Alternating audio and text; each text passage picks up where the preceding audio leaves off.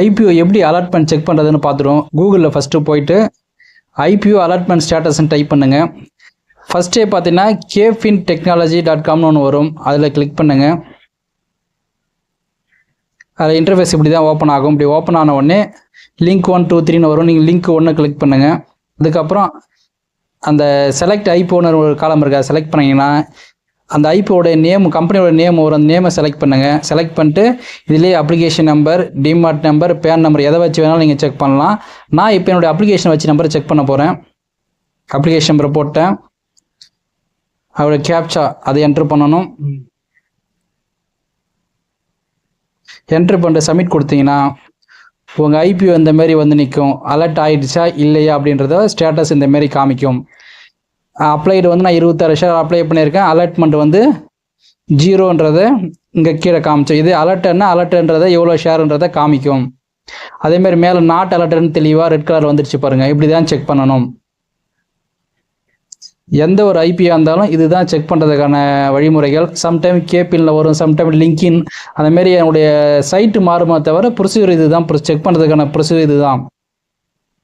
Anthem பயோசன்ஸ் ஐபிஓடைய status பார்த்துருவோம். Offer start வந்து 14 ஜூலையில் ஸ்டார்ட் ஆகுது. ஆஃபர் எண்டு வந்து 16ல் ஸ்டார்ட் முடிஞ்சு போகுது. அலாட்மெண்ட் வந்து 17 ஜூலையில் அலாட்மெண்ட் கிடைச்சதுன்னா ஈவினிங் வந்து தெரிஞ்சிருக்கும்.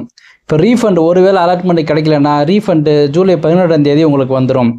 ஒருவேளை அந்த ஐபிஓ வந்து உங்கள் அலர்ட் ஆகிடுச்சுன்னா உங்கள் டிமெட் அக்கௌண்ட்டுக்கு 18ஆம் தேதி ஈவினிங்குள்ளே உங்களுக்கு வந்து, அதாவது 3:30 மணிக்குள்ளே ஷோ ஆகும். சம்டைம் ஒரு சில புரோக்கர் வந்து அன்னைக்கு பண்ணாமல் அடுத்த நாள் கூட 19ஆம் தேதி கூட பண்ணலாம். லிஸ்டிங் வந்து மார்க்கெட்டில் லிஸ்டிங் ஆகிறது 21 ஜூலை அன்னைக்கு தான் லிஸ்டிங் ஆகும். அதேமாதிரி ரீஃபண்ட் வந்து 18ஆம் தேதின்றது அவங்க கொடுத்துருப்பாங்க. சம்டைம் வந்து அது 1 நாள் 2 நாள் டிலே ஆகலாம். அது பேங்க்கில் டிரான்சாக்ஷன் இஷ்யூவாக கூட மேபி இருக்கலாம். இந்த ஐபிஓடைய கிரே மார்க்கெட் ப்ரீமியம் எப்படி இருக்குது, அடுத்தது லிஸ்டிங் ஆகும்போது எந்த அளவுக்கு வாய்ப்பு இருக்குன்னு பார்த்துருவோம். கிட்டத்தட்ட 25% லிஸ்டிங் கெயின் இருக்குது. அதாவது ஒரு ஷேருக்கு வந்து பார்த்தீங்கன்னா 144 ரூபா.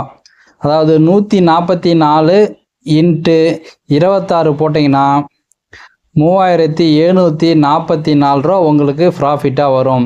நீங்கள் சேல் பண்ணும்போது டேக்ஸ் எல்லாம் ஒரு 200 ரூபா போனால் கூட உங்களுக்கு எப்படியா இருந்தாலும் 3500 ரூபா உங்களுக்கு ப்ராஃபிட்டாக வரும்.